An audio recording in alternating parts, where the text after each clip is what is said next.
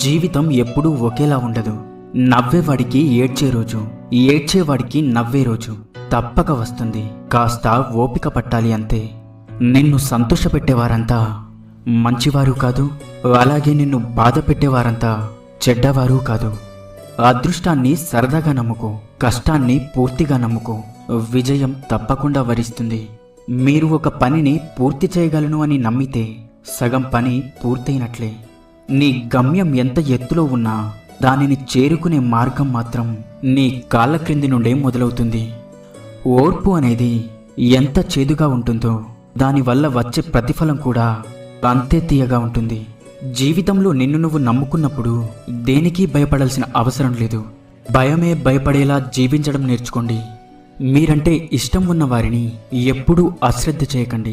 ఏదో ఒక రోజు మీకే అర్థమవుతుంది. చేతిలో ఉన్న వజ్రాన్ని దూరం చేసుకొని